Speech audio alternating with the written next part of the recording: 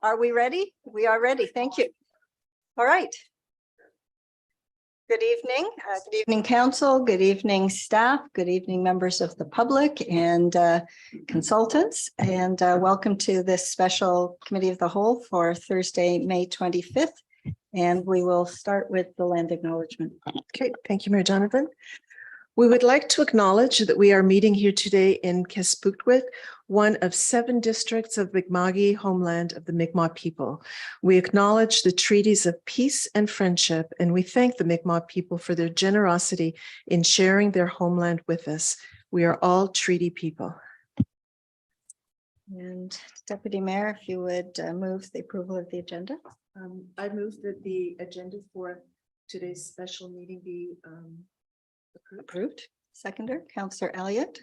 I do have one addition that I would like to add after public input, just some instructions, because this is a little different from other committee of the wholes. Just wanted to give members of council some talk about dates and instructions and so on. So we'll do that after public input and before staff make their presentation. So with that change, all in favor of the approval of the agenda, please indicate by saying aye. Aye. Opposed, and that is passed. And do we have anybody for public input? Go ahead. If you would, hi Jeremy. If you would state your name and where you live and your comments, and you have 3 minutes. That's great. My name is virtual world. Thank you. My name is Jeremy Banks. I live at 5 Locust Avenue, quite close by.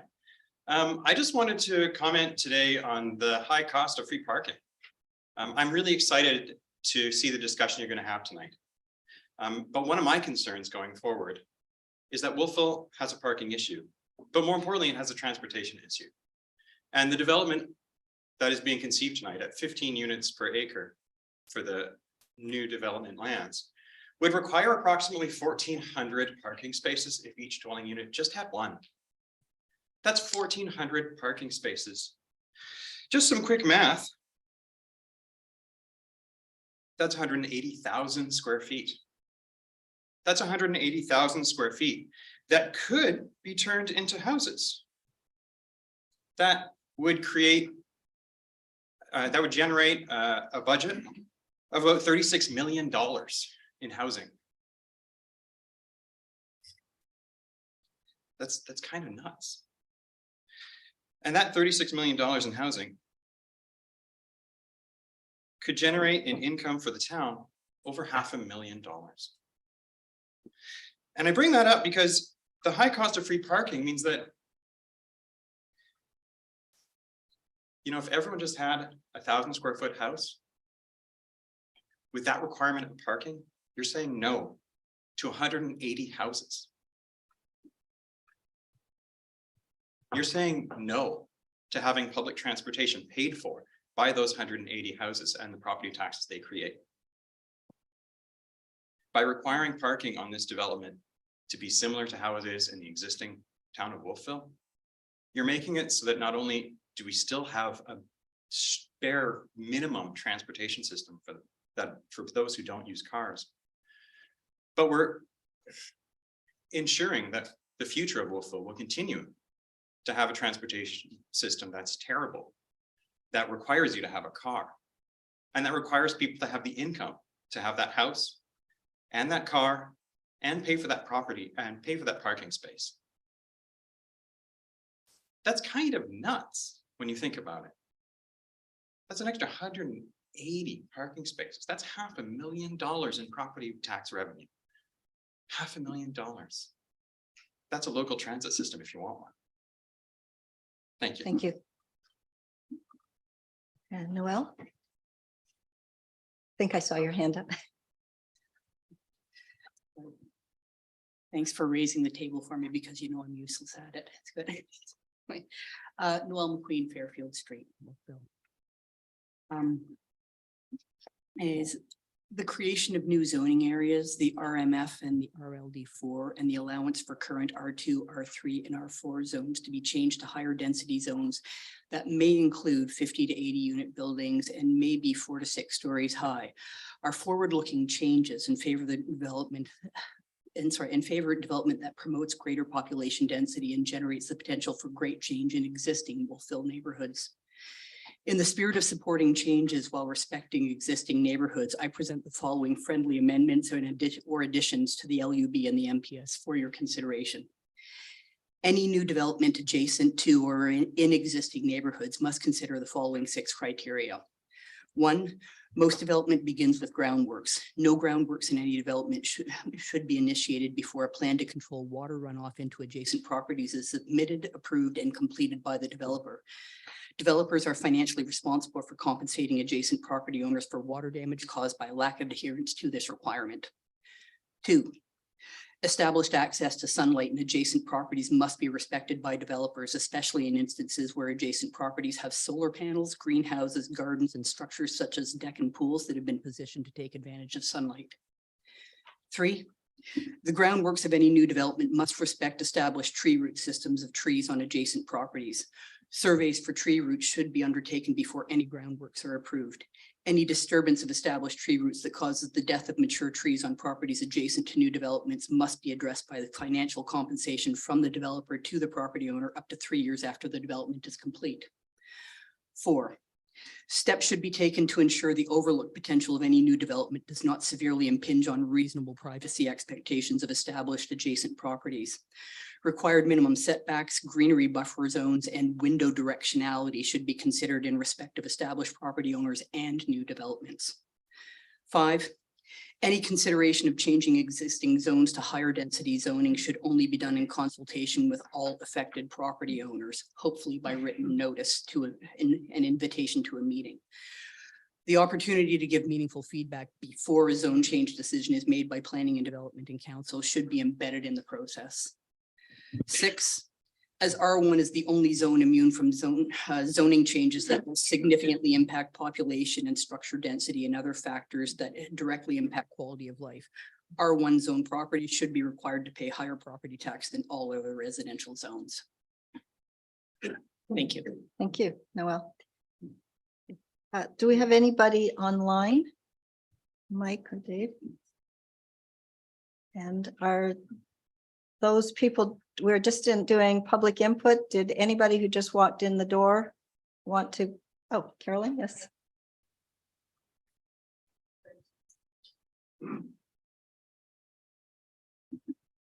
Hi, my name is Caroline. Can you hear me through this? Oh, okay. Yeah. Hi, my name is Caroline Beto. I live on Iona Road. I want to start by acknowledging my privilege in this space as somebody who's been a member of PAC for the past 2 months or so. And I've in that process been in close proximity with this work and tried to hold the perspectives of others. So PAC has heard kind of what I've tried to bring up from what I've heard from community members around the need for community spaces. I think a development agreement should be layered on top of the secondary plan for the mixed use area to ensure that we can have stipulations around cultural spaces or community uses like schools, daycares, recreational spaces. PAC has heard that I've also brought forward that the built environment, especially for high density, could be more creative, could be more dignified, that we have the power to make those stipulations. But mostly I just want to come here as Caroline, as myself, and take you on a walk with me that I had the other day when I was walking through Reservoir Park, through the trail system there. It's beautiful mixed woods. There's like partridge berry on the ground and the wild lily of the valley is about to bloom. I'm watching these white-breasted nuthatches bob from tree to tree, and an ovenbird, which is like a tiny warbler, but makes the loudest sound, was echoing. Caroline, you have 3 minutes, so I just want you to know that. I've got a wonderful picture, Well, but where I'm going is suddenly we're at this abrupt edge, right? Where the earth has been turned over raw and red, where they're clearing the land for the road. I know that change is inevitable, that it's not always beautiful, but I'm standing there and there are trees marked red, slated to be cut. And just below them is this tiny flower, the Mayflower. If you've seen it, it's so beautiful. It's our provincial flower. And I'm in these woods and I'm thinking what this plan needs that I would like to see, and especially as we walk these lands, we feel the grief for this change. I've talked to people that say it pains them to see this, even if they think the development is good. We need an ecological plan. We need ecological stipulation in the secondary plan. We need a plant list to prioritize native species. We need to work with an ecologist to ensure restoration, that we're honoring reciprocity with the land in this process. I know we're going to work with a landscape architect, but we need to see it in writing. I would like there to be a more robust ecological plan that honors the land, that honors our relationship to landscape, that honors the harm that's already been done, and says this is how we're going to care for and steward the land in our backyard in this time of ecological crisis in Wolfville. Thank you. And thank you for your passion. We had some additional people come in, and is anybody who's just come in want to have their 3 or 4 minutes on public input? Observing. All right, thank you. All right, before we get into the staff presentation, I just wanted to, for council, because we have a new counselor and we have 2 other counselors who are in this process because this is the first time we've done it on this council. So I just wanted to go over some dates. So tonight, our plan here, staff will give a presentation, and then there may be, we may, and this is a little bit flexible right now, want to chunk some parts of it off for discussion. We will figure which parts, if any, as we go forward. After their presentation, I will ask if any members of council have any questions. If not, we will then look at motions.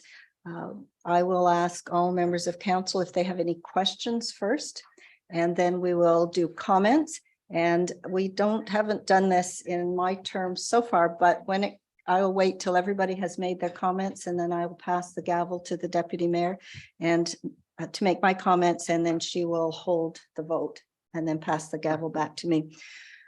So on the assumption that the motion or motions, because we may have some multiple motions, pass tonight, we will go immediately afterwards into a special council tonight to do first reading of this plan. We have scheduled on Monday, June the 12th, a public hearing. Council, all members of council must be here if they are going to vote at the second reading on June 20th. So if any members of council are not here on June 12th, they cannot vote on the 20th, even if they are here on the 20th. And I remind council, we are down a counselor. Councillor Ingham had scheduled a trip away before this date was set. Any 3-3 vote fails on a tie. And if for some reason we don't get through tonight, the motion is not passed and we're back at the drawing board, we will reschedule all those subsequent meetings. I think that's all. And with that, Devin, I will, Director Lake, I will pass this over to you for your presentation. And maybe you could share how, I'm assuming you want to make your presentation and then we ask questions, but if there's anything different, please tell us. Okay.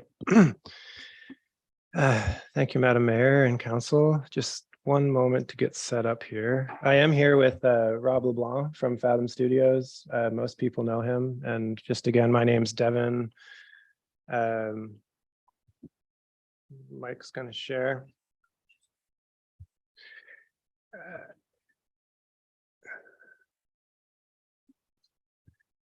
Okay, so some of these are the same slides that I showed at the recent planning advisory committee. So I thought I'd start off with something a little more light. This is from a book called The Drama of Democracy. So this is really why we've tried to set out in policy back in 2019, 2020 to do this, is to try to come up with a better outcome, to try to work with the different stakeholders, the developers, the community and others to try to come up with something that is a better outcome than what we've seen in the past, certainly. So this is a sort of comedic version of that, but I wanted to summarize that in one slide rather than go through a whole bunch of things. Just further to that, so this is directly out of the secondary plan, but what we're working to establish, so we're actually making amendments to our municipal planning strategy and land use bylaw. So the secondary plan forms part of our planning strategy and is enabled through our land use bylaw. Like any of the other designations in the municipal plan, the land use bylaw enables those things. There's further enabling by the subdivision bylaw. And on the right here, I'll just read some of this. So the general premise of the zoning was to provide an economic incentive to developers by offering higher density that might not be permitted in return. There must be specific community objectives which increase the cost of development. And so this is kind of the trade-off. This has been the process over the last 2 years is trying to achieve really high quality public benefit by working through this process. Just some numbers to give some perspective on the kind of replacement costs and what happens on the backside of development. So when a development goes in, we take on that road infrastructure, we take on park space, we take on trails. So a lot of the upfront investment is made by the developer, but at the back side of that in 30 or 40 years, the town does replace this infrastructure. So I just wanted to give some perspective on that. Our cost per meter on Highland was over $4,000. And so to replace almost 2 kilometers of road in the East End, we're talking about almost $10 million of replacement value out into the future. So look back at our director of finance, but that certainly adds to our capital program. And what we've talked about through this process is those land contributions through our subdivision bylaw on park space, work on the compost site, the other trail, green space improvements. So this is sort of in practice what we're talking about. And a lot of this does come down to numbers at the end of the day. So we're really here to consider the motion coming out of the Planning Advisory Committee. So I won't read through the motion, but there was a positive recommendation subject to council paying particular attention to a list of items that we created in the meeting. I'm going to go through these, and I think I'll just go through everything. And then I did put a reminder here that I do think it's imperative that council considers the totality of the secondary plan, obviously. And we went through a number of other issues if you've watched the last Planning Advisory Committee meeting. So there was a number of other issues that we went through at that meeting as well. So the process has started in 2021. So this has been an active file in my office since then, and we've had Fathom Studios engaged since then. So there's been multiple rounds of consultation that people have taken part in. And there's been this sort of versioning. It's an approach that I took through the municipal planning strategy, and council would be familiar with that approach through the budget process as well. So we check in with a version of the document. Certainly what we're really trying to do is check in on key issues before we take that work to the next level. So we can also work in good faith with all parties around those key issues. So in December, there was a check-in with PAC and in January on key issues, including building height. And we sort of moved forward from that direction. We did the same with council. And I shouldn't just say it was building height. There was we worked through many issues with planning committee and with council as well on various issues that I have listed here. Just to show the work a little bit, we went through a lot of different iterations. Some councillors aren't as familiar with this. I realize this is a bit of a repeat for PAC members, but I think this is important.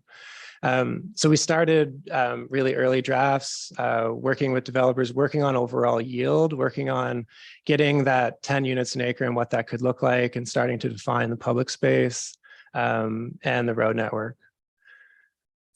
We worked through all of these different iterations. Planning committee would have seen all of these and some of the changes. So on the left of the screen, you'll see one of the earlier iterations that I think was up over the 20 units an acre, 20 to 22, I believe, depending on the side. You can see that there's many more buildings there. So we took direction to lower the density. We're now working at an overall density of about 16 units an acre, like overall. But you can see some of the changes. Another key thing to point out is there's a lot less road in the plan on the left. That's a more advanced version. So there's a bit less public infrastructure there. And that's the road network roughly that we've ended up with. So yeah, the package has been comprehensive. There's trade-offs that have been made. Certain issues affect other issues. Certainly as we've been working through this, we've had to make sort of compromises on all fronts. I'm not just speaking as staff, I'm speaking as planning committee, council, developers, all parties involved. And the reality is there may be future changes, 10, 15 years out, conditions could change. So that's fairly typical in this world. So really in the broad strokes, what we're looking to move forward here is this zoning framework. So you can see a mix of different types of housing. So the yellow color is low density zoning, which I'll get into more detail about. The brown color is a medium density zone, and the red a higher density. The purple areas are a mixed use area where commercial would be mandated in a portion of those buildings. This is really the important piece. And the zoning sections that are corresponding to this that go into the land use bylaw are really the important piece of this. We do develop this type of plan, which isn't necessarily the full build out. And I've said this a number of times, but we work on these plans to try to look at the full build out, look at where public space is possible, look at how we can connect things, look at reality of where buildings would go generally. So this is the plan that's in the secondary plan package now, and we'll step through some details within this. So I won't go through all the aspects right now, and we can take questions, but this is the overall plan that we're talking about tonight. As far as phasing of this, there's work ongoing, earthworks, and there's been an agreement signed to work across the compost site. So you can see on the Kenny lands, the road work is imminent, ongoing, and I wouldn't want to be held to these numbers because I do have an asterisk there, dependent on a number of factors, but there's housing probably imminently being built there over the next 2 to 10 years. From where I sit, the next phase of this or concurrent phase would be on Sam Cadre's property, which is marked in yellow. Sam is waiting for this process to conclude to see what development rights are established.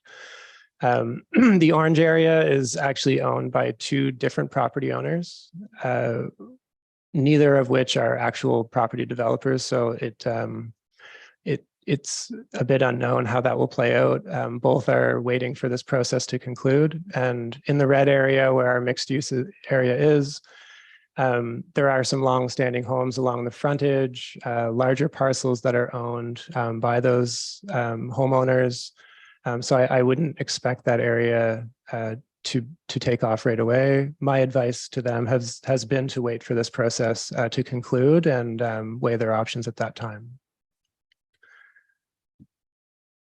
We were talking about how to talk about unknowns because there's always many when we're talking at a zoning level and talking about a framework to guide development. Certainly on the Kenny lands, there's a lot more knowns at this point. But just in that phasing, and obviously that I just outlined, there's some unknowns. So I have Black Swan there. That's sort of things like a pandemic, things that we don't know will happen, unknown unknowns. And I've had a lot of questions about things like schools and the healthcare system and provincial, more I would just call them provincially mandated programs that we certainly have some level of role in. But they're not things we have control of. So those are somewhat unknowns. The housing crisis presents unknowns for individuals, and I have a lot of questions around who will move here, and very specific type of what business is opening in this location, and we're just not at that stage yet. So just before I get into the issues, that's sort of the end of the overview. I've compressed it down into just a few slides, which is kind of miraculous for me. So this is really what we're getting to tonight is the committee of the whole motion that's within the package. And if that moves forward, we would go into a special council as the mayor has indicated. So I just put these on the screen as a reminder. I should say that because this is council's first official look at the documents, we're not being presumptive and completely finishing the documents, obviously. And I've alluded to this in a number of places. There's a lot of small little tweaks within the land use bylaw that will come in the final package in a table through a resolution that we would outline, this policy will change, this numbering will change. It takes a long time to do that. So we'd like to only do that once. So yeah, just in next steps, this is, I won't repeat this. The mayor has already said this, but for my seat, certainly there's a planning component and the other side of my job is doing economic development and attraction. So the two things are separate in my mind. It's hard to work with people looking to invest without development rights. So we're kind of looking to move at a certain point from the planning, establishing the zoning, to working on economic development and attraction on who will build things, who will do things in these places. So I'm just going to go through some issues really quickly, and there's a couple issues that I'll spend a little bit more time on. These all correspond directly to the motion from Planning Committee. So we've talked at length about both this goes back to the plan review, actually, because we have provisions in our existing land use bylaw around transitions between different types of zones. And so in some circumstances already, we have, if a commercial zone abuts a residential zone, we have certain type of buffering requirements, fencing, landscaping, setbacks type of thing. And there has been some concern on that red circle in the top left, or I guess this is pink, but this area here.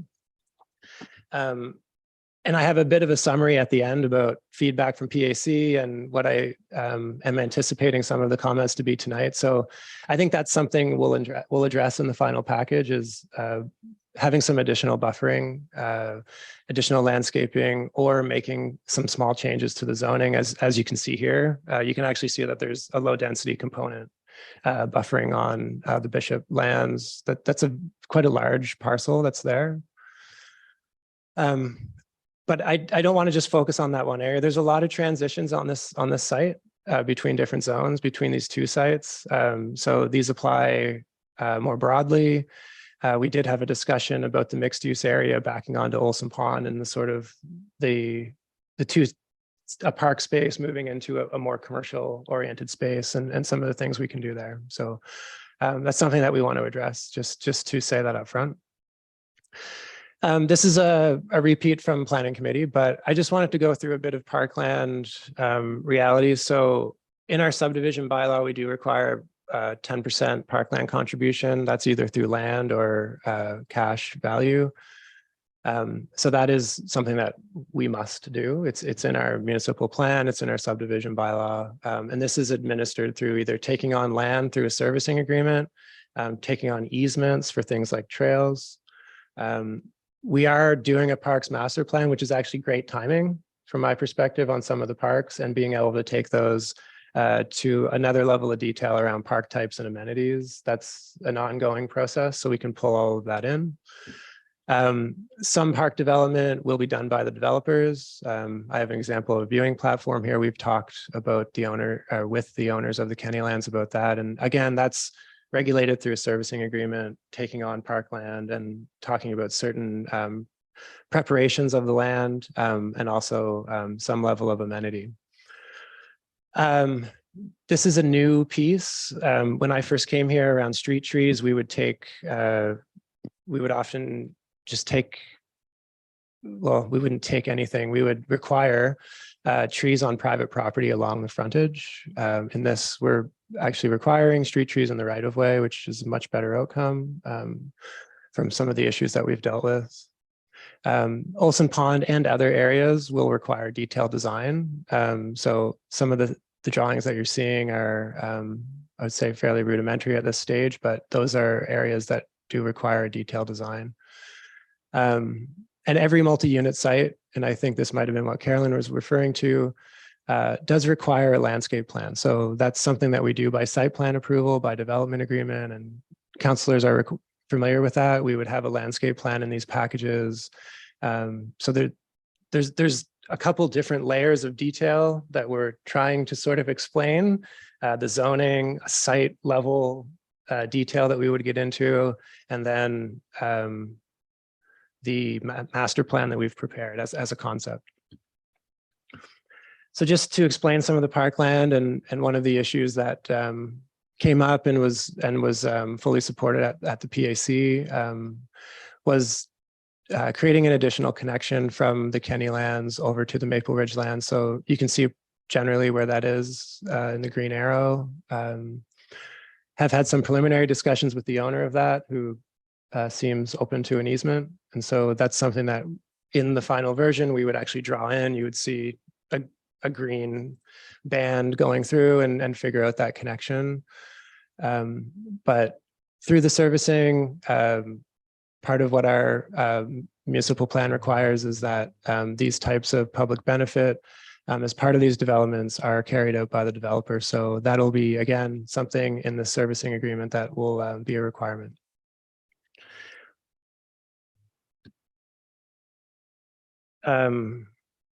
This was one of the comments that came up, and these are probably hard to read, but they weren't really meant to be read.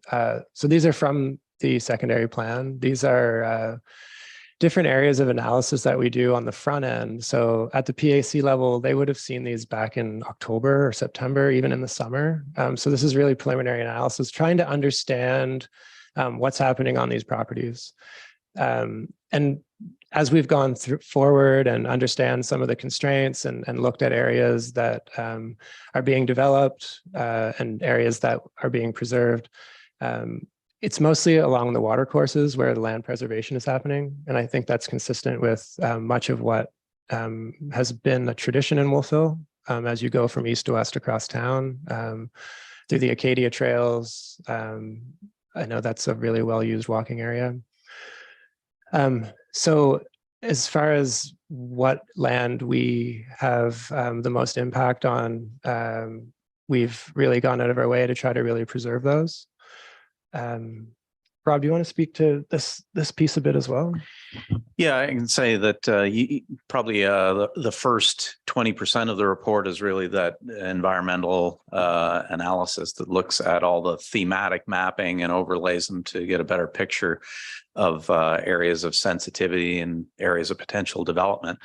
And ultimately, you arrive at a suitability map that looks at areas that are suitable for development and areas that you want to preserve for conservation lands. And on a little bit larger parcels, you might get into patch corridor matrices type analysis. What we've done, though, in this is we've identified these very large wooded river corridors and preserve them as part of the plan, and those form the backbone of the open space network, but they're also the most important lands for conservation. And I would say about 95% of the developable land, the land that you see developed on the plan, are former agricultural fields that were kind of hay fields that have very little ecological integrity. So I think we feel very confident that the plan has a good ecological underpinning. I'll just quickly, this was an issue that was brought up a number of times around communications. The quick summation of this is that we'll continue to provide updates on Wolfville Blooms. We've certainly received a lot of appreciation on sort of posting everything that has happened, including all the recordings and everything. We, if this moves forward tonight, we actually have letters prepared because they have to go out tomorrow. So that's part of the legislative requirements and newspaper ads and notification that we have to do. So that will happen for the public hearing. We're also notifying people and doing different types of communication through the parks plan, which in this area of town ties into that. And then there will be other communications materials. We discussed this file at our management table with Barb Shaw, who's our communications professional here, and working on things moving forward, messaging for council, things for social media, things for the website. Where are we at here? So yeah, I had a number of slides at planning committee about this, and I'm just going to try to do it in a couple here, but the built form and the housing that is being proposed, a lot of it, and our municipal plan talks about this a lot, talks about housing choices and talks about people being able to age in a place and remain generally in their neighborhood through time. Right now, we don't have a lot of housing choice in the town or even in the region, in the country, we would say. So I just wanted to put this up so people can kind of understand the spectrum of housing that's out there. And a lot of the discussion ends up being pinpointed perhaps in one area without sort of an understanding of the relationship of the entire spectrum. So on the far left, we're talking about people in housing crisis, unsheltered people, potentially systematic issues at play, and moving beyond that to supportive and transitional housing. This is folks being supported by nonprofit organizations, people fleeing domestic violence. The next step up from that is rent geared to income and subsidized rental, affordable housing. So this is assistance from Housing Nova Scotia in many cases. Many people are on wait lists for this type of housing, but that side of that red line is what is referred to as non-market housing. There's been a tremendous amount of discussion at the provincial and federal level about this. There's huge funds that are being launched right now, some that we are looking at to try to address the lack of housing supply, particularly for this more vulnerable population on that left side of this red line. Moving to the right side is what is referred to as market housing, but just to give you some example of who's living in this type of housing. So at the market rental level, which we have a fair number of in the town, so about half of our housing, I believe, is rental in Wolfville. We have students, recent graduates, young families, young professionals, first-time buyers, people that are working at the grocery store, this type of person. Starter and mid-market homes. I wouldn't say we have a lot of these in the town. Families, professionals, retirees, and then high-end housing. That in the current market is a fair chunk of the housing that we have in our current stock. So how does this relate to the East End? I just really think it's important that people understand that piece of it and understand the sort of limitations that municipality has on impacting that non-market side of the affordability. So the big focus has been on providing housing choice and sort of forcing a mix of housing through the zoning. So you can see as we go through the zoning categories that there's low, medium, high density dispersed on both sides, including mixed use. Our planning committee is reviewing our housing policies right now. That was sort of started through issues around R1 being brought forward. But the main goal of that review is obviously around affordability and looking at our policies and looking at providing better housing choices in the town. So that is just getting started, but certainly would apply broadly to the town. This is my commentary, but I think we really need to be on the same page. A lot of discussion I have about affordability, I'm not sure people are really understanding the complexities within the housing market and the challenges of getting things built, and particularly on the non-market side. And we sort of need to have a better understanding of our role on that non-market side. So that is being worked on. Everyone is struggling with housing. Every person in my seat in the province that I meet with has this exact same discussion and issue, and we should acknowledge that we're in a housing crisis.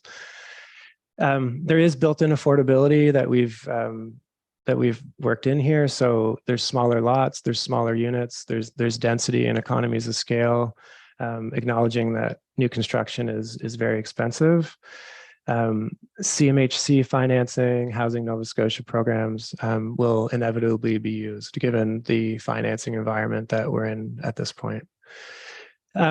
More supply is really key. A lot of these big funds, the Housing Accelerator Fund that's just been launched by the federal government, is all about supply, all supply. And I think certainly applies a bit of a trickle down perspective on all supply is good in the market where we don't really have any right now. And just my last comment is really what we've been doing clearly isn't working.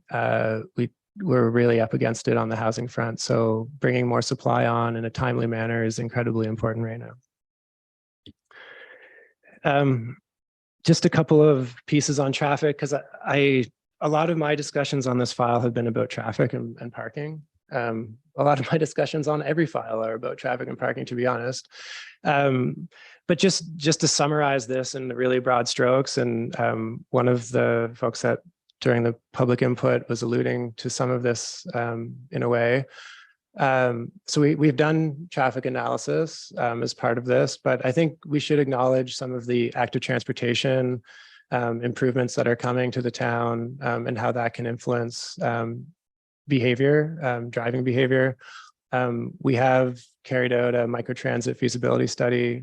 So levels of service and sort of the existing traffic pattern that exists in the town now, by adding this development, those things are going to change. And I think that's a lot of what the traffic analysis gets into, is incremental improvements to certain intersections as the level of service is impacted over time. I have a note here. I think everyone knows this, but we have had discussions with the province around an interchange, and that seems very unlikely. Do you want to talk about this traffic analysis piece? Yeah, I'm certainly not Roger, our traffic engineer in the office, but just to give you a little bit of background, that he did dive into quite a depth of analysis that's done by doing traffic counts on all of the surrounding roads, not just within the development, but surrounding the development. And then doing traffic projections, looking at the densities that were when he did the traffic analysis, we were using that higher number of 20 to 22 units per acre, and generally a good confidence level that, as Devin says, that, you know, we've got minor changes that will come as the development starts in its early years. As it starts to be fully built out, there might be larger changes needed at Maple. And perhaps that Woodman intersection as well, where we may need to look at signalization. And all of this is done through a very complex traffic model. So there's an entire chapter dedicated to that in the report. And I just wanted to touch on parking. There are parking requirements in the land use bylaw, hard surfacing requirements. There's underground parking requirements for the larger buildings as well. So parking's been a big piece of this. Just to touch on the roads and the standards, I did have a question about, they saw the standards, but they weren't sure where they apply. So most of the primary road is being built out, like the middle section. Alex and I have been doing preliminary reviews on some of the road work on the Kennylands, and that's the design that's moving forward as well. Some of the more, I'll call them local roads, secondary roads, at this point on the Maple Ridge side are that cross section that you see on the far right. And then the village center is a more urban sort of cross section with on-street parking. I should say that in sections of this middle section, we do anticipate on-street parking. Our issue right now is sort of dealing with the situation like on Sterling Avenue that I've have explained in the past, where really wide travel lanes have led to fairly high vehicle speeds, and in a residential area, that's not a very pleasant condition to have. So we've, as all of council knows, we've been dealing with that over time. I just have two main issues that I figured would be the bulk of the discussion. So just talking about building height. I'm just going to go through the zones and just touch on height in each one. So this is the low density zone that borders Bishop Avenue, is across the street from those homes. We added a larger chunk of low density zoning on the Maple Ridge side after multiple discussions with PAC around density and housing forms. So this zone allows single units and up to 4 units on a site.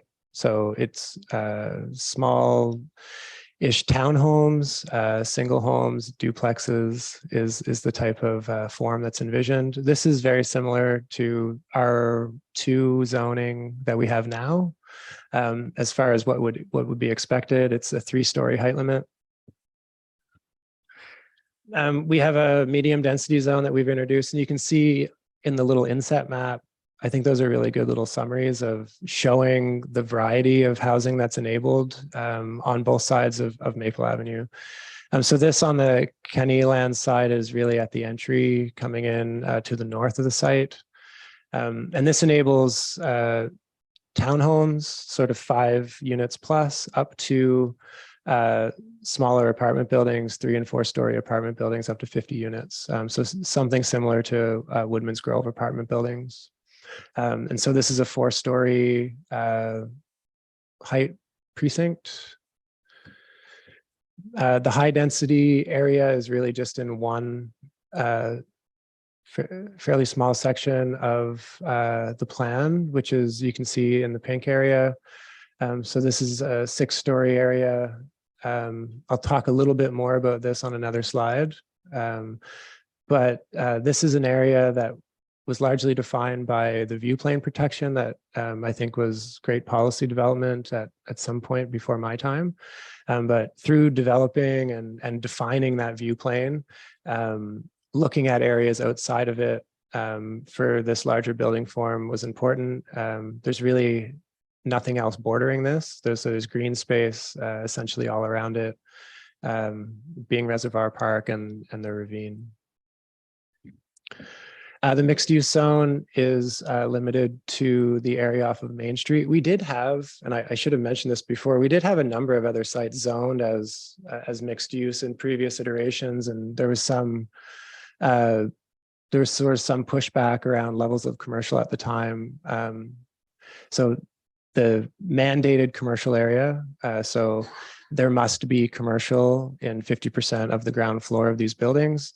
The focus area is the village center, which everyone is familiar with. We went through that in some detail with council in January. It hasn't changed. So that is along Main Street, and this is also a 4-story area. Do you want to go through this? The 6-story piece? Sure. Yeah, just where the 6-story, the origins of that, there's a lot of municipalities that are had traditionally had the 35 and 40-foot height limits, are now moving to 60-foot height limits. Just the building code has now moved so you can do wood frame construction up to 6 stories.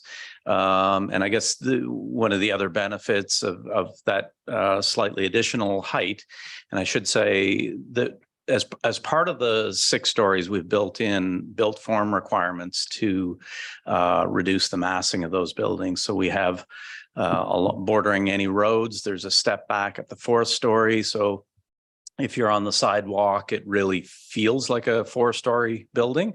With that type of massing.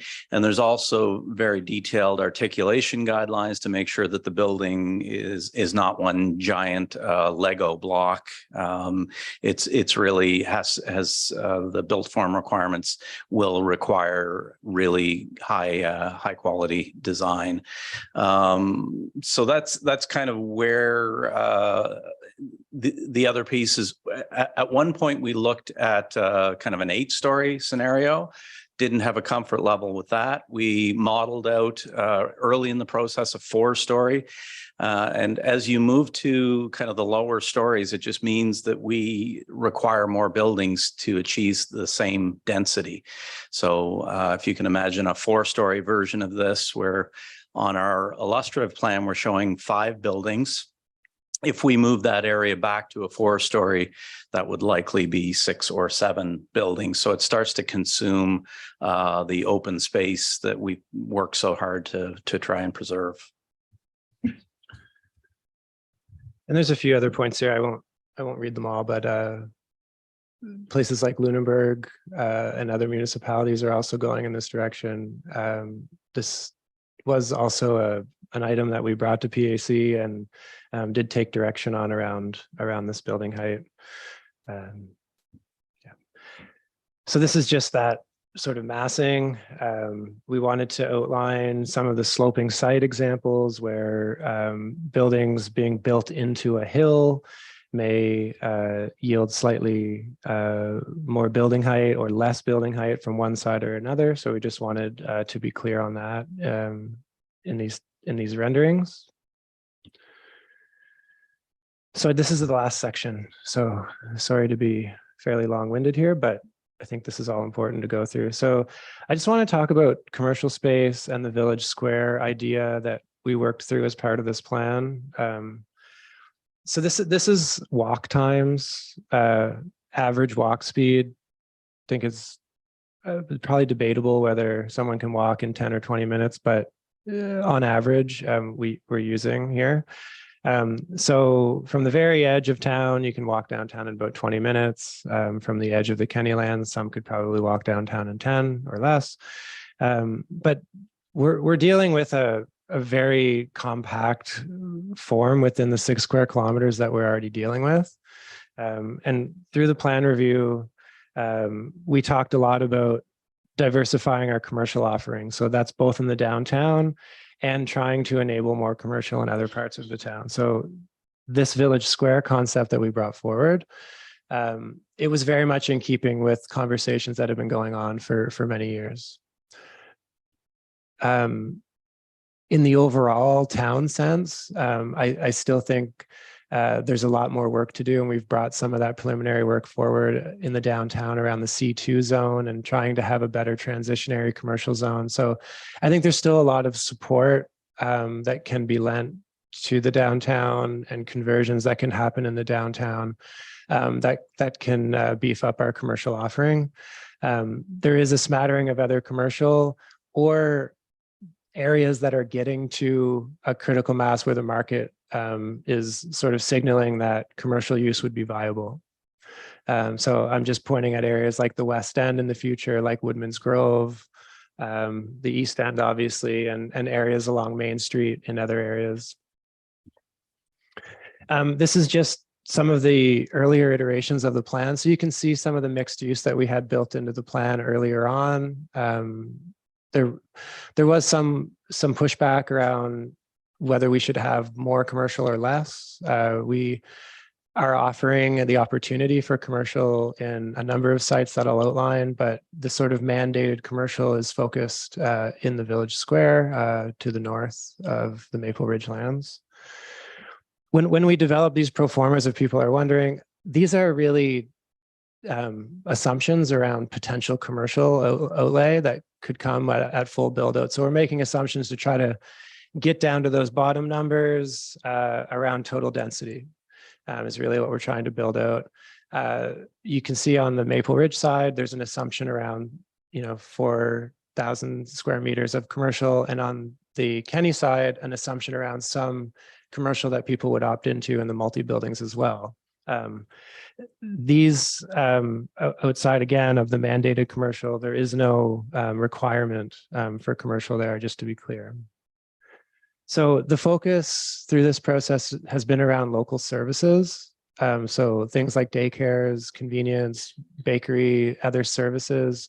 And I'll go through some of the opportunity sites where these types of facilities could be built. I do also think that it's important to recognize that more residential in the town can provide a lift to our existing merchants, provide more opportunity for businesses in the C2. So we can see some of those more of those conversions that that we've been talking about for a number of years. And I've talked about the opportunities. So I'll show you some of those. The Village Square area, I do think is ambitious, and we had talked at PAC about moving that more into a development agreement type scenario. I'm certainly supportive of doing that and having, given the timeline, giving some of the ownership, I think it's important to have that oversight. The other areas where opportunities are provided are in the mixed use, potential mixed use here in the multi-buildings, here on Sam Cadre's land, and again on the entry of the Kenny land. So just to provide examples sort of zoomed in, this is within the Maple Ridge lands on Sam Cadre's land. I've just shown some pink areas that you could have commercial frontage. The opportunity is there, and certainly there may be commercial built there. The commercial is not required in those areas in the secondary plan. So I've just put an example of a building that could frame a public space up in this southern area of Maple Ridge as well. So the signals are all there in the framework to make this type of thing happen. But I do think, and I'll get Rob to speak to the market around commercial a little bit and requiring it. I do think that can be challenging at times until this development gets further along. Again, this is the entry into the Kenny lands at the north, right off of Maple. So just illustrating opportunities that could happen in multi-unit buildings. Again, these are the larger buildings. Perhaps they could be closer to the street if there's commercial, so people could walk in off the sidewalk. But again, this is an opportunity that exists that is enabled in the secondary plan to bring commercial online in this area. So yeah, that is all for the issues. This has been over 2 years of trying to work through this comprehensive process. Again, there's been trade-offs, compromises, a lot of work has gone into this. From my seat, there's certainly a move from planning to economic development as I sort of wear those hats. And it's hard to do the economic development without the planning in place, without the zoning, the investment readiness, I'll call it, needs to be there for me to be able to have productive conversations with people and bring people in. And just a reminder around housing supply and how key that is right now everywhere. So these are some of the things that came out of PAC that I just wanted to outline on a plan that I think are kind of already agreed to move forward. If there's disagreement, we can certainly do that. But applying just a bit more oversight to the mixed use area to ensure that sort of vision is realized over time, ensuring those commercial opportunities are there, bringing the connection across on an updated plan and working to better orient some of the transitions between single homes and multi-unit buildings. So these are things I have in my notes to update as we work on final versions. And I just have another note there. There's a whole bunch of small land use bylaw things I need to get my head around. So yeah, just a reminder on next steps, but we've done that, and I'll pass it back to the chair. Thank you for your time. Thank you. And I won the bet on the time. Yeah, I did. I'm right on. Right on. He said 20 minutes. I said 40. That's 40. Just saying. All right.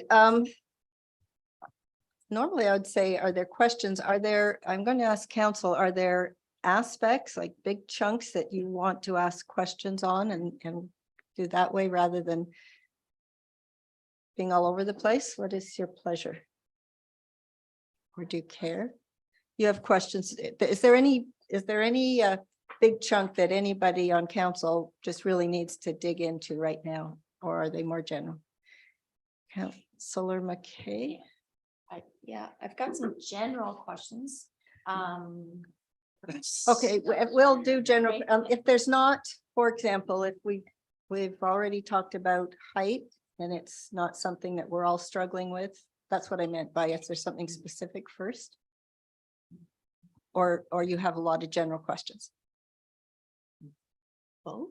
Both. All right, I'm trying to think about how to answer that question. all right, Counselor McKay, Okay, I'll if it answer. seems like we need to revisit something, we'll do that. We're just gonna work it out here. Okay. Can I get Yeah. clarification? So would it be, if there's anything that would alter the motion in a large way? If there's, so yes, if there's Okay. something, and I don't want to pick height because we've had a lot of discussion about that. If one or more of you is really struggling with questions and comments and we need to spend 10 minutes on that, then we can do that. But if it's just here and there, then we'll just ask your questions. And then once we've had all the questions asked, we will open it for comments. So Councillor Butler, do you have a specific? I just had a question about the micro transit. Okay, so to me, that's a smaller Okay, thing as yeah. opposed to like a big chunk. Yeah, most of mine were comments and I really only had a question about the micro transit. Okay, so let's open this up. Members of council, Councillor McKay, you were first. If you go ahead with your questions to staff. And we'll do comments after. Okay. I think we've got lots of questions, but I'll start with the kind of generic ones, I think, at the first, but can I start with a comment? I just wanted to say, because Like hurting cat. I know. Well, I'm jumping from Caroline's because my first thing was to say almost the same things, that we really are coming from a place of privilege. I'm not housing insecure, and this is a big and sensitive topic. So we're going to be talking about things in maybe a business type way that are sensitive to some people. So I didn't want to come across, or all of us to come across in that way. So I appreciated Caroline's because that was kind of my first jumping point as well. Traffic was my first one. So my question was, I had actually asked Devin earlier where those roads went, what were collectors, what were local. There was another one, I think, but so the big ones, I just wanted to make sure I have it right. So the ones that are white that go through this picture are collectors, I think they were called, not connectors, collectors, and had a sidewalk, a bike lane, trees, and were a little narrower, not to be like Sterling's, correct? Okay. And there's not really any little roads off of this picture, so I'm assuming they're just into developments or what would be called the locals. Okay, just wanted to get clarity because it didn't look like there were any other real roads.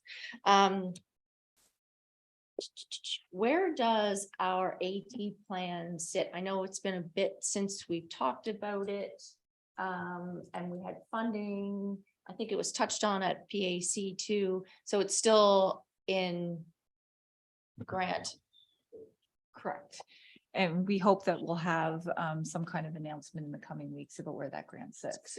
Yeah, we plan to bring a report forward to Cal in June. Thank you. Okay.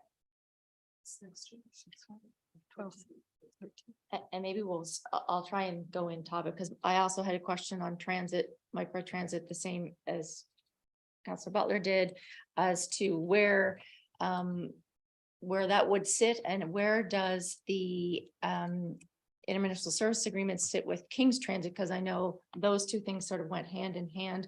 I read the package that you had sent me, Mayor Donovan, but I didn't see exactly where that document sat in terms of route analysis and those types of things and how that fed into our micro transit. Just for rooting out, the study has not started. I think the RFP is now out. And by the end of the month, they hope to have somebody in place to do it. So all of that is still to come. So it's probably, 6 months. Might be optimistic. But. Is that your Councillor Butler? Okay. Great presentation. Thank you very much. I thought that Caroline's comments were wonderful. I do a lot of walking in this town, and I really appreciate the value of our community spaces. The microtransit question I had, in terms of the study that's already been done, and when this will actually come to light, will another study have to be done based on the amount of population and what's going to be changing over the next couple of years? A lot can happen in 10 years, so I don't know, how does the study expire, or with new technologies? I had a lot of questions about the microtransit system. People were thinking, oh, that's coming in 1 or 2 years, but it's not, obviously. So it was more, does this existing study expire or need updating, et cetera? So we had funding from the provincial government to do that, and it was time bound. So we got that study done. It's a fairly high level feasibility study. That has been sort of inserted into King's Transit process. And so we haven't moved forward as the town, so to speak, because we have a regional transportation system that is looking seriously at microtransit. And so I think it's fair to do that. What comes out of that, we're not sure at this point. So I think the next step would be, if there's serious interest on the backside of that, I think we would definitely have to update our study to current conditions and sort of look at that. But I think there's some good baseline information there, and it was certainly well worth it. And it's shown how much interest there is in a small transit system here. Can I as well just touch on, because I think one of the important factors that we came to in the ultimate layout of the roads was, you know, a very early version had a version of cul-de-sacs, and we quickly, as we came back to the committees, the idea of connectivity and providing a loop between the Kenny lands and the Maple Ridge lands was really important. So that kind of connection out to Maple, such that if future transit ever does come through here, it can connect right through, and that all of the roads have sidewalks, and most of the big collector roads have the minor AT routes on them as well. Councillor Palmer? I guess that's a good point that you made. That I just want to be clear here, for the Maple Ridge lands, there is no development on horizon, and I mean, maybe the Cadre property would be the next one, but maybe not. Like, there is nothing on the agenda right now. No, the discussions with there's a number of owners there. And, you know, my advice to most of them has been, you should wait and see what this process ends up as, not to be too presumptive as to what the outcome will be. And as I said before, people are living in their homes. And he gave me permission to say this. I did sit for a couple hours with Phil Kenny on his back deck the other day, talking about his intentions, and his son Sam and other family members around their future aspirations around development and different things. So there's nothing imminent, but certainly they've been following along and understand what's happening, and the process of zoning, as I said, sort of creating the potential for investment. Right now, the land is really frozen, right? There is no development that can take place other than existing farming on those lands until something happens.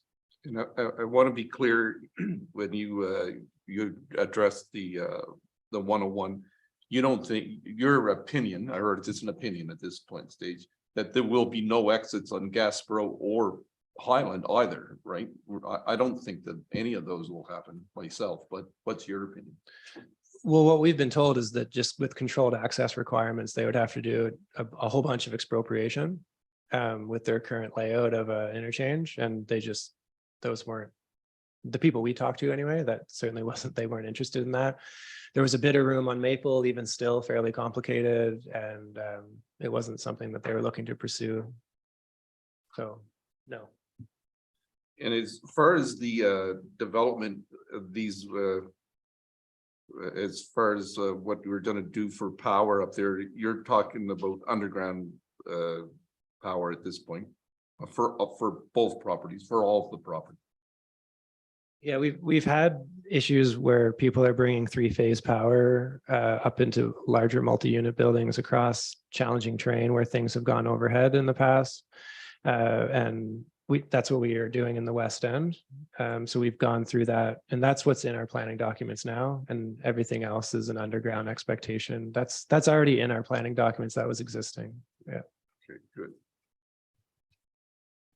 I should say it would be, in my opinion, it would be a shame to protect a view plane and then have overhead power all through the view plane. Exactly, yeah, well, that's what, well, sort of my point, yeah.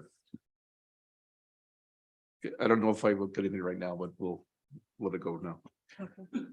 Councillor, let's let Councillor Elliott go and then we'll come back around as many times as we need to. Okay, thank you. When the new library was built in Halifax, across the street at Spring Garden and Queen, there was a property that was developed and people were talking view plane passionately because they wanted to be able to see the Citadel. And the developer made 3D modeling, which indicated that the Citadel would still be visible. In the end, that did not turn out to be the case. So we've talked 3D modeling around the larger apartment units. And I guess that's not a possibility. I have trouble with the 7 stories looks like 5 stories, and how we sit on a hill and look at 6.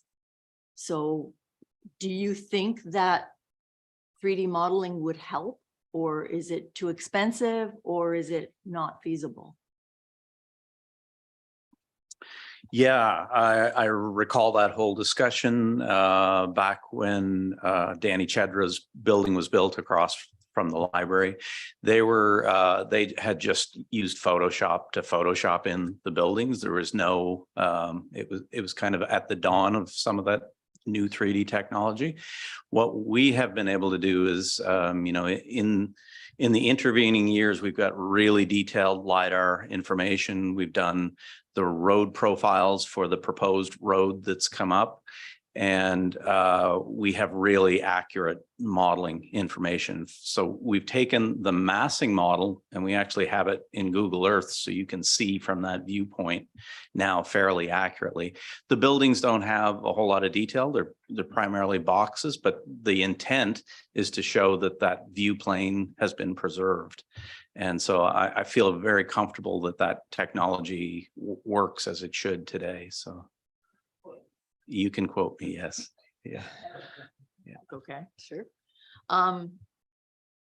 Recently, I attended a meeting of the Blomidon Natural Society, and the speaker was from Toronto and spoke about protecting birds in flight from glass and death, and showed the glass being recessed and very definite architectural details followed through in order to save the birds. Now, we don't, like Toronto, have legislation requiring that mindset, but I just wondered if that is something that gets talked about or not on the ecology front. It's that particular one isn't something that we delved into, but I know just the amount of articulation that's required on these buildings as part of the built form requirements should improve that condition.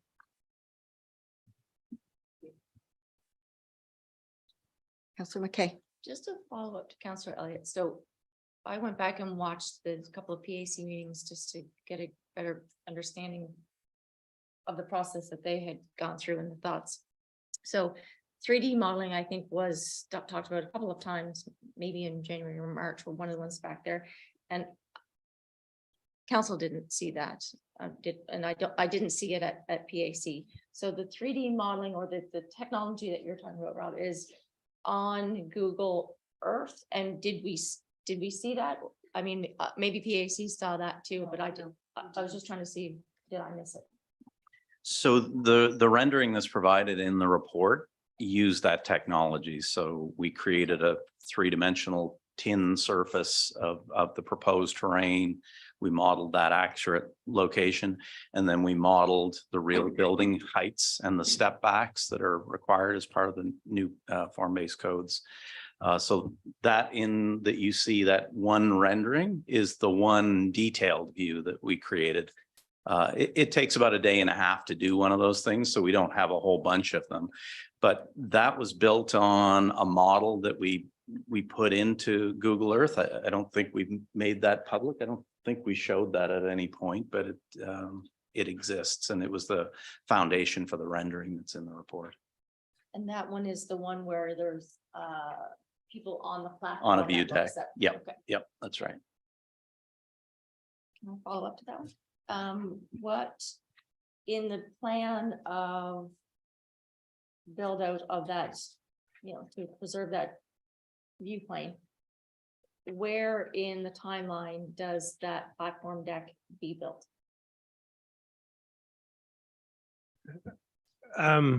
We have to get through this process first. So we haven't turned our mind to that type of, like, I'm just being honest with you, like, it would, because I do have to say this, like, it would be very presumptive of me to start talking about that detail.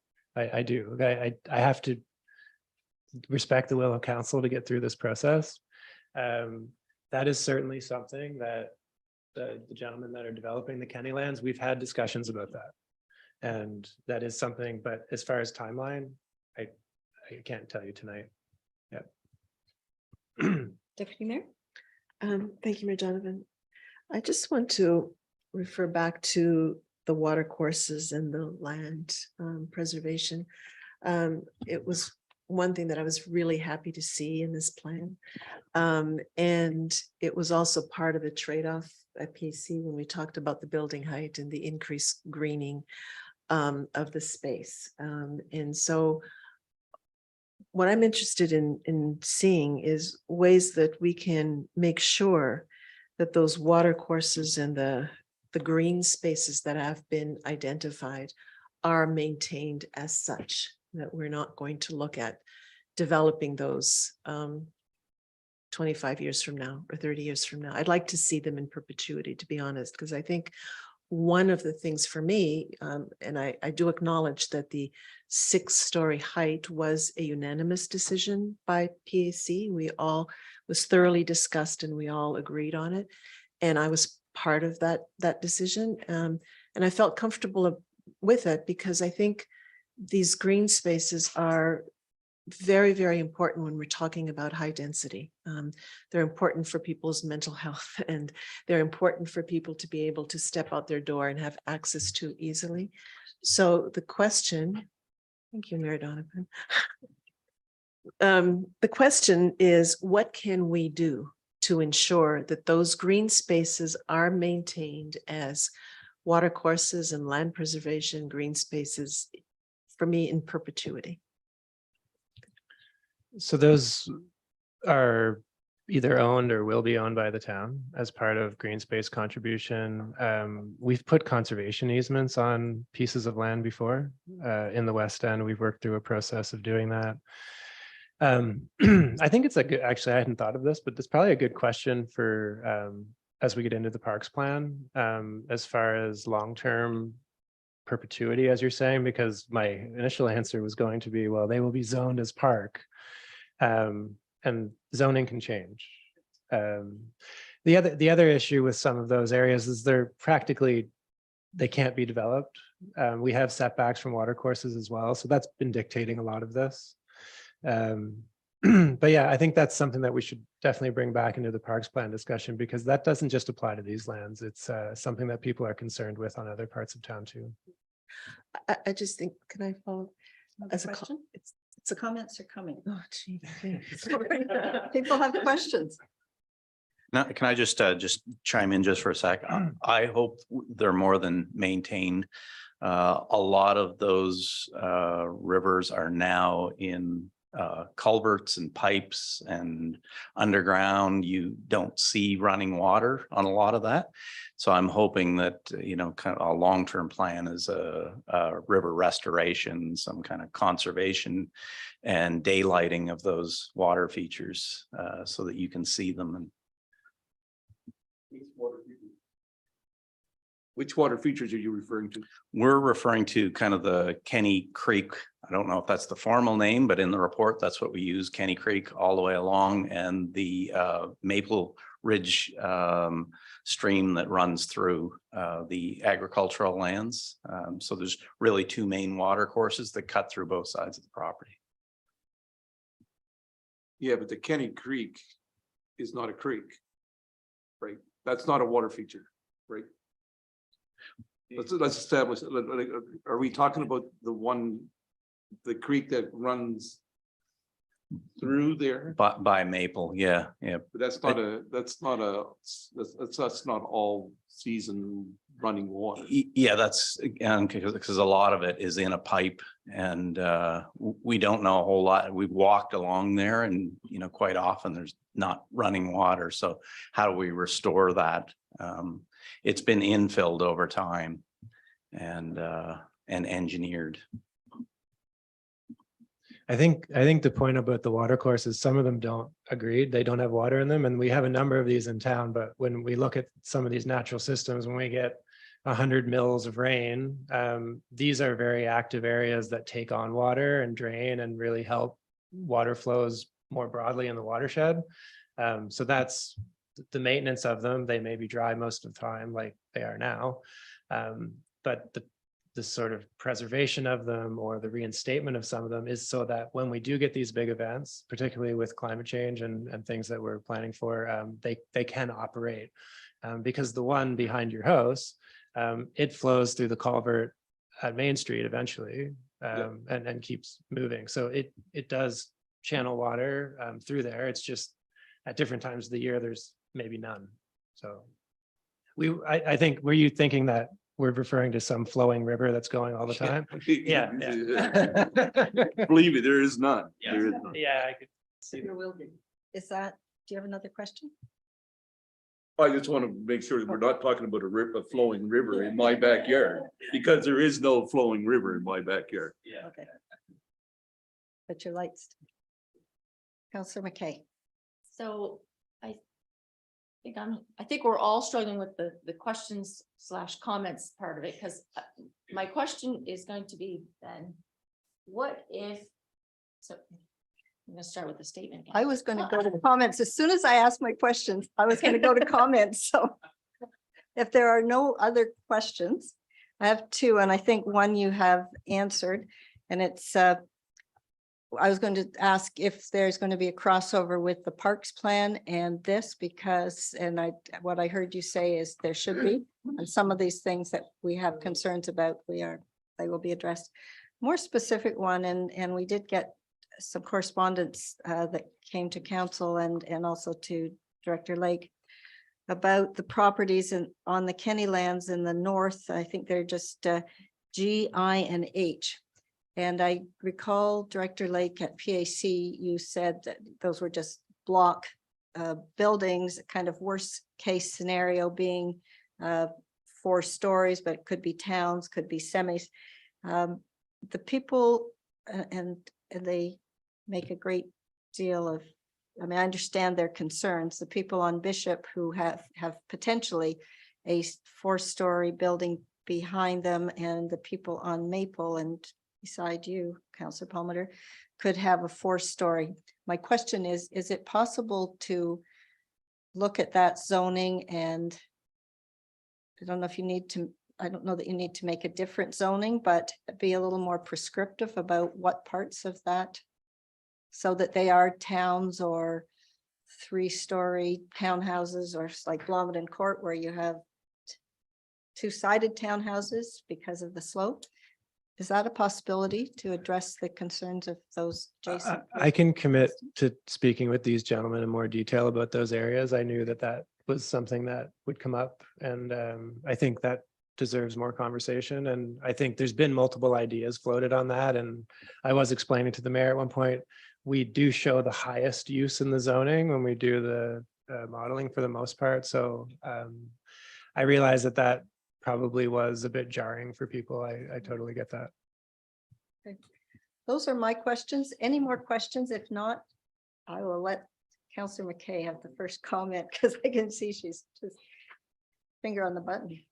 So my comments were kind of in that vein. So if I didn't, so my biggest concerns are not the density, honestly, is more the transition from one to the other and the buffering.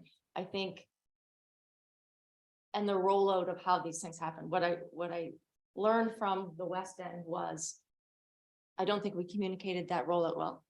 I regret not doing the park earlier because kids are all on the street playing and now we're getting hundreds of complaints. I think I regret that. And when I look at this one, I would like to say, and the church was no different, looking at that buffering before we did it, like those things that we learned through the processes of doing other ones, that I would really like to really think about how we do the transition, the buffering and the communication, because I think those three things, if they're done well, this can be a really successful place, because I do want to see it develop, and I do want to see, and I think the density is fine. I think it opens up housing options that we currently don't have. I did want to see more townhouses, so I too don't love that block G, I think it was, in the corner. G, I, and H. So whatever that looks like to be different than what it is now. But I didn't know if you change that box to 6 townhouses, what does that do to the rest of the density going up? Because if you're keeping it at 16, then clearly that changes the numbers. So I didn't know how that rolled out. And then on the top, I lost my letters. So the 3 that are, if everyone agrees on height, 6 stories at the top of, at the south end of 5 or 6, whatever. So whatever the height is, But 6 stories. 6 stories, but 5 buildings. A, B, C, D, E. So whatever those buildings are, I looked at the sun, the way the sun came, it comes up in the east and goes around them. So it is going to be behind them, and those tall buildings will shade whatever is in front of them. And protecting that view plane, although Rob has assured us that is fine the way it is. Could they move to the east and be positioned differently, so not to shade so much of that land and maybe open up more of that viewpoint? All little tweaks to that. So having said that, if those moved, what controls or suggestions could we give back that those things could happen? And I think that if we go with height, as long as it was interesting and we had a real consideration for the built form, I think it could really work. And what is the level of input? I hate to use the word control, but what is the level of input we get on those outcomes? One of the things that we did as we were massing this out is we did do a shade study. It's not shown in the report here, but those 6-story buildings really only shade, if you look at kind of the equinox conditions, September 21st, March 21st, it's less than an hour at about 8 o'clock in the morning. And then there's no more shading on that new park that's right in front of the view plane. So it's a small sliver of time. Moving it over wouldn't do a whole lot to the shadows, because at that time of the morning at equinox, the sun is relatively low in the sky, but it moves very rapidly. So it's only, like I say, less than an hour. And as we were modeling out, part of the buffering, having that low density buffer against the residential land, that also helps to curb those shade impacts from taller buildings. So Your light's off, Joan. So A, B, C, D, and E. Yep. I can't imagine that they don't have shade coming when the sun comes up here, because that would be my backyard as well, and I know how much sun comes in mine. Yep. So it comes up at equinox, 5:40 something in the morning. Yeah. And it's about 8 o'clock in the morning that those buildings will impact that park kind of across, right down in front of the view plane. Yeah. But by about 9 in the morning, it moves to the north, the shadows move to the north. Okay, so I understand what you're saying to me now. So this is the shaded part that you're Yep. looking at. I'm also looking at the shaded going this way, like to the north. Yeah, So that and it must shade. yeah, it D, definitely, E, and it D will shade that, axis. that street. But again, equinox, the longest shadows during the winter solstice will have the most impact. But then, you know, there's a lot of shadows cast then anyway. But it's not going to impact the parkland to the north during equinox. Yeah, if it's helpful, I can certainly pull out the shade study. It looks at every hour of the day for different seasons of the year. So I think going forward, that would be helpful because people are concerned about that. I mean, I would be too if I wanted to live somewhere in that vicinity. I Yeah. just wondered if angling them in a different way made less shade in that direction. But Actually, angling buildings kind of from Doesn't west to east is the best way to reduce shade impact. So the right. way they're Before- oriented is almost the best orientation. Counselor Elliott? Yeah, one of the residents of Maple Avenue spoke to me about the potential for a 4-story building across the street from her. And she too was concerned about shade because she has solar panels on her house. Yeah. Is that legitimate, or do you think that? Well, like a road right away is at least 20 meters tall, so it might have some impacts in the dead of winter kind of thing. But you know, 10, 11 months of the year, there's going to be very little impact over that distance for a 4-story building. Yeah. Other comments, council? I think I have a question. Go, Maybe it is. yeah. So if we make these changes, we're gonna go into council next. So if everyone agrees, I guess we haven't really talked about height or Well, we have density. we are assuming, without pulling it out and doing a separate okay. motion, that the discussion that has happened is Is it. it? Okay. So if this goes the way it is, so what happens, so I guess I need to know what happens if we want to see more transition and buffering in these. I understand that you'll then have to go back and rejig it and come back to the public hearing with a different diagram than this. Yeah, we'd probably show some other examples. I'll talk to the developers as well. And we'd actually show, I think, some examples like we did through the plan review of what transition buffering looks like. And we'll present that at the public hearing. I think for your benefit, I think the changes, if there's nothing other major changes, we were going to capture those because they're consistent with planning committee. So I didn't want to make those before this meeting, obviously. So over the next week, we'll be working on that. And if we're going to schedule a public hearing, I will put out a package with updated information, with a report that responds to this, plus a fairly long table of all the changes listed in the land use bylaw. Yeah. So I think the concerns that I had were those that were there. The traffic on Main Street was a main concern that was brought up, which isn't specific, I guess, to this development as it is, but it has a spillover. So I think if we could add that, and I look at the CAO, say, can that be a topic of discussion that we bring forward? Because that would be our responsibility outside of this to say, let's talk about that, because we really should, whatever that looks like, whether it's widening it, putting 18, whatever the things are that we need to do, that is another chunk of work that I think we need to be responsible for.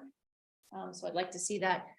I don't think it needs to be a motion, but something to a fallout for discussion. I think the communication of saying this isn't going to be built next year, because I believe the West End did felt like that was going to be developed in 2 years' time, and have realized that that's not the case.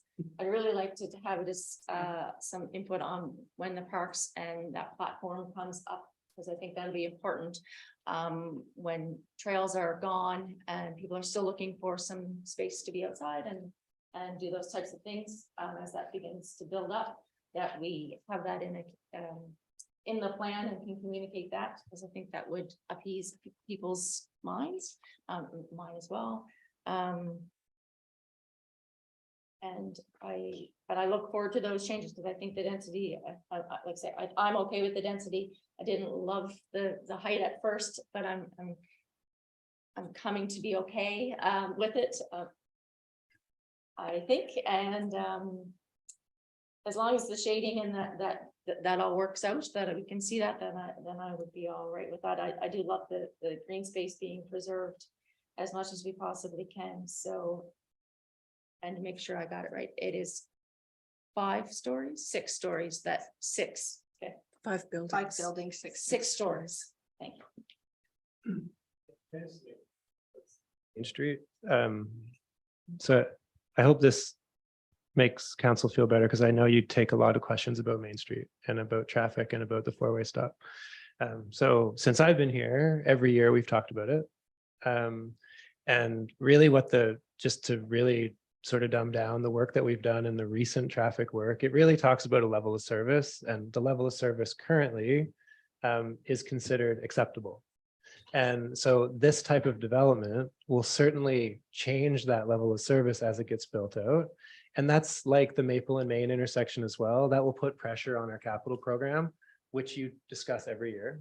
And so I think you'll have an annual sort of kick at that with Mike at the helm and Alex to talk through that and figure out priorities as things get built out. Yeah. Deputy Mayor? I just wanted to add to that traffic discussion, the parking downtown as part of something that needs to be examined, because I think, you know, what we're looking at in this development with the west side coming first, the east side coming later, we really don't know what the timelines are, but in the east, the Maple Ridge, that is where we have the Village Square, the mandated commercial area. And we know that's not going to happen anytime soon. We know that the Kennylands has the potential for some commercial, but it's not mandated. It's just potential that may happen. And we don't know how long, if it'll happen and how long that'll take. So presumably, because that's going to be developed first, and we don't have that release of maybe pressure on commercial, we will have more people not driving down. I know we'll have hopefully microtransit and alternative, but if people are going to go and get groceries, they're likely to take their car.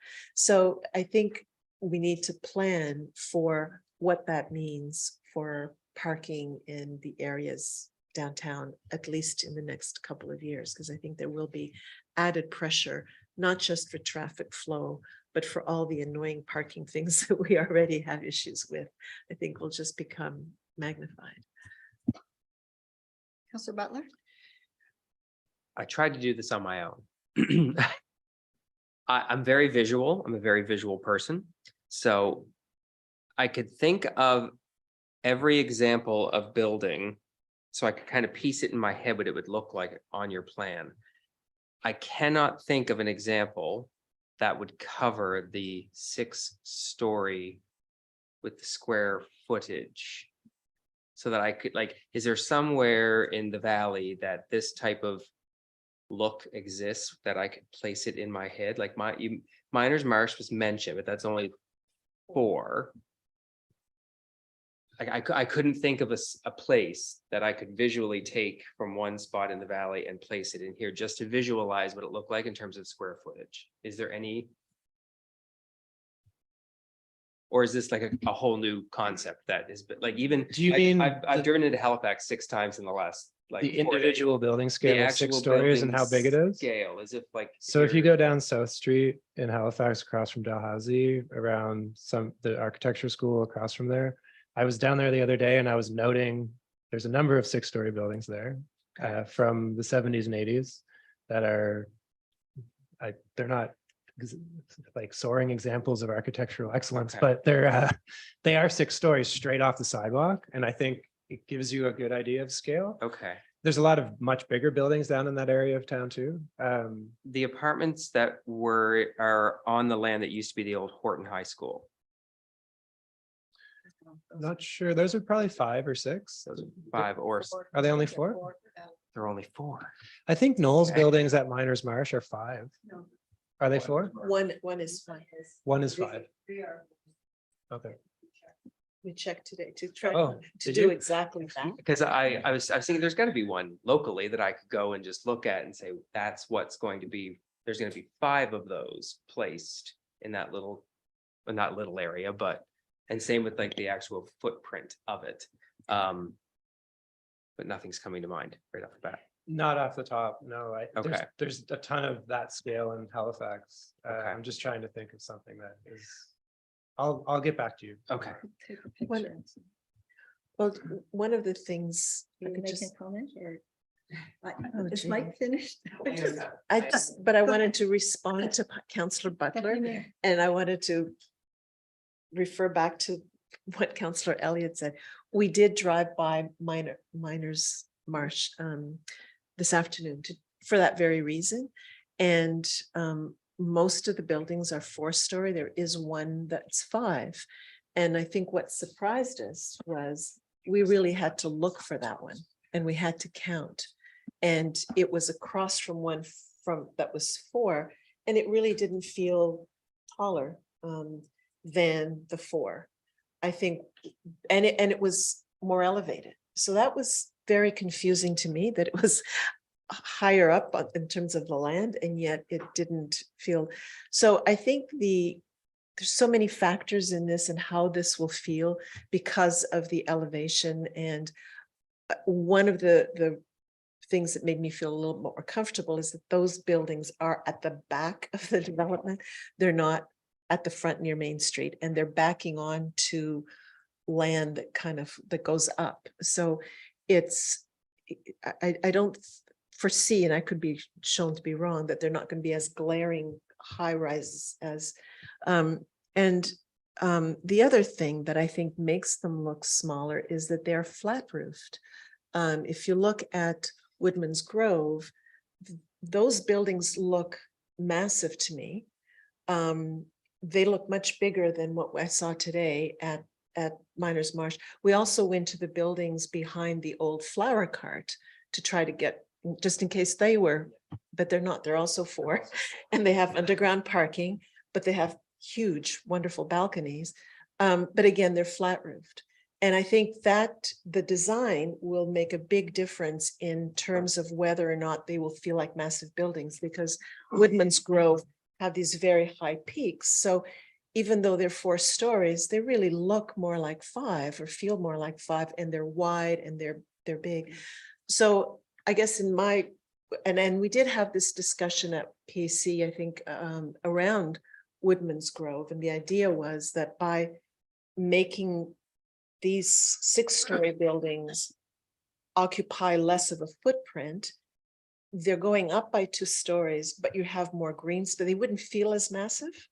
And so these are all I'm just sharing with you the rationale that I went through.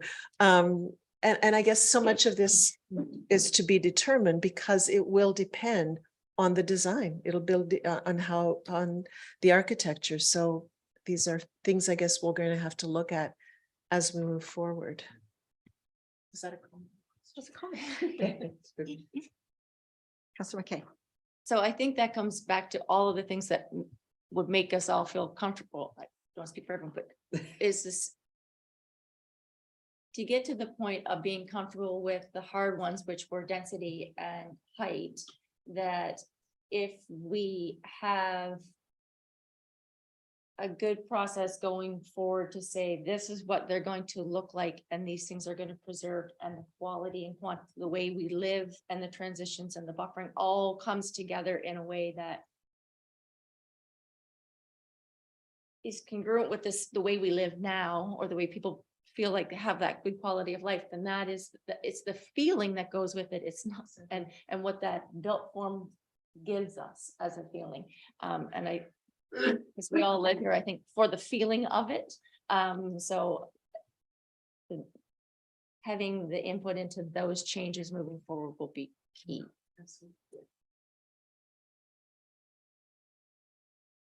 Councillor Elliott. She's in the back seat. I'm what? You were in the back seat. You had a different Oh, yes, different perspective. I feel very fraught, I have to say. I'm understanding that housing is a huge issue in Nova Scotia, but I feel like, having lived next door to the West End development and the complexity that that has thrown at the community, I feel like the blanket is just too big, given both sides of Maple Avenue. And I know really we're just looking at one side right now, and I know that density is justified. And I guess, having gone to a homelessness workshop this afternoon, I'm kind of feeling like affordability should matter too. And so I'm really, I'm not sure how I'm going to vote, but I'm just going to put that out there. Are there other comments? If not, I will pass the chair over to the deputy mayor, and after I make my comments, just before I do, because maybe there'll be other comments, but then we will call, you will call the vote. Okay. This a Motion? I should be making. No, you shouldn't be making it. You're the chair, so you ask somebody to move it. Right, but I just thought as PAC. Yeah, but you're not PAC right now. You're the deputy mayor. All right, thank you. I really appreciate, and unfortunately, two of them have gone. Some of the comments from the members of the public that were here. And so I want to build on a few of them, and also on Councillor McKay's comment about microtransit and traffic and transit generally. Understand that's not part of this, but it will be affected by this. And it really, it's up to council when next time we see budget, which will come before we know it.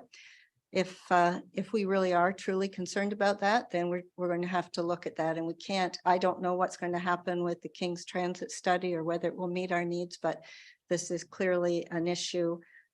I take Jeremy Banks's comments about hard surfacing, and the more we can eliminate hard surfacing, the better it will be for climate, the better it will be for people's health. And the better it will be for the environment. So I really think that it's not part of this, but it is part of this, and that's something council can do. I wanted to talk about parks, and again, hope that because Rob, your firm is also doing the parks plan, I think parks are really important, and I'm going to mix that in with my comments on commercial. My concern, although I have been pushing the concept of commercial, is not necessarily, although I think we probably do need another drugstore or something like that. It's partly about keeping people from having to drive downtown, but it's more about a sense of community. I have told numerous people, the only time I ever lived in a high rise that's out of university was when I had my first child, and he was an infant. And I was in a new town, and my family didn't live there. It was the most isolating experience, I think, of my whole life. And I know that there's one of Woodman Grove's apartments that has a very active social committee, but not all of them do. And so I think whether it's through the parks plan, how we plan the spaces, it's not just having green space that you can sit in or walk or look at. It's having a place with public art, a place that you can sit and have a coffee, that you can say, let's meet here for a coffee, which frankly is not in the first floor of a high rise unless it is purposeful. So Rob, I'm hoping that as you also do the parks plan, you will keep that in mind, because there's a lot of people going to be in even just half of this development, and the parks and the gathering spaces are, for me, were mixed in with the commercial. So again, it wasn't the having a shoppers to go to, it was having a place that I'll pick something up at the drugstore, but also have a coffee with someone, or, you know, if I'm a young mother, I can meet other young mothers, or if I'm a retired person who's just newly retired, I can meet. That's really important to create that sense of community. And I hope this plan will consider that very carefully. We've talked a little bit about design requirements. I do truly hope that in addition to planning the zoning, we will be able to, as a council, have some input on design expectations. We have examples of, we see examples. I think Miners Marsh is probably a good example of a well-designed facility that people I know who live there are quite happy. And so there's a combination of the amenities inside and how it feels, as Councillor McKay said, outside. The only part of the density that concerns me is are those I, H, and G. I think the numbers are, but the ones at the north, and I really hope we can shake those a little bit. I will support this. I was very concerned. I have lost a lot of sleep when we learned last week, maybe more formally, that the Maple Ridge was not going to proceed, kind of start in the next 5 or 6 years, because it did have some of the amenities that made this a whole. But so be it. And other than that, I am disappointed in that, but it is what it is. And I think if we can recreate some of those quasi-commercial gathering spaces in the Kenny lands, that I am satisfied. So I will support it. And I suppose we have to be democratic and say, does anybody else want to say anything? But that would be up to you. No. Anybody else? I'll take a speaker's list if anyone wants to. I'm supposed to be the last, that's why. So I guess we can, somebody move. You can call for someone to move. So who could I ask somebody to move this? I will move it, Deputy Mayor. Yep. Sorry. Thank you, Councillor Butler.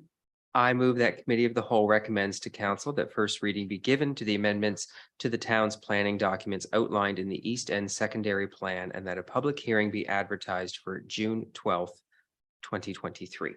Second, Councillor McKay, second. Call for the question. All in favor? Signify by saying aye. Aye. Contrary? Okay, motion passes. Thank you.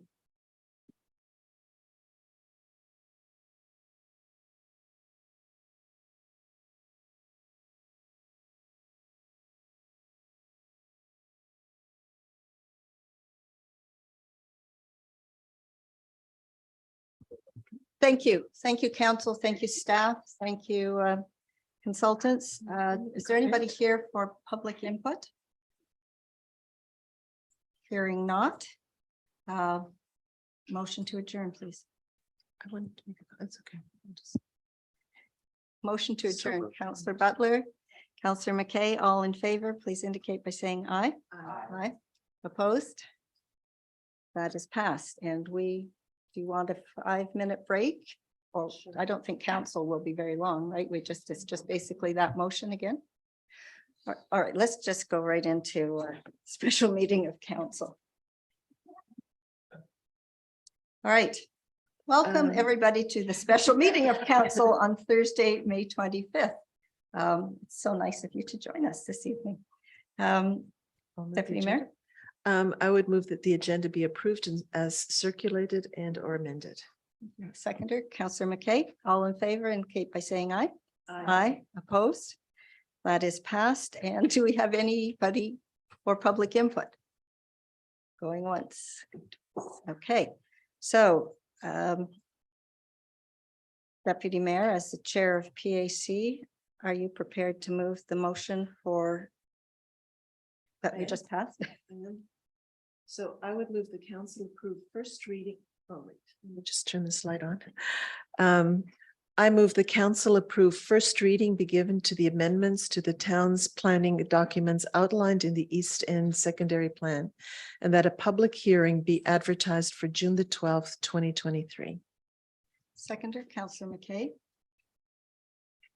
And because I have not done this, we don't read anything, do we? This constitutes first reading. I just thought maybe Devin had to read something. Are there any questions or comments that anyone on council would like to make?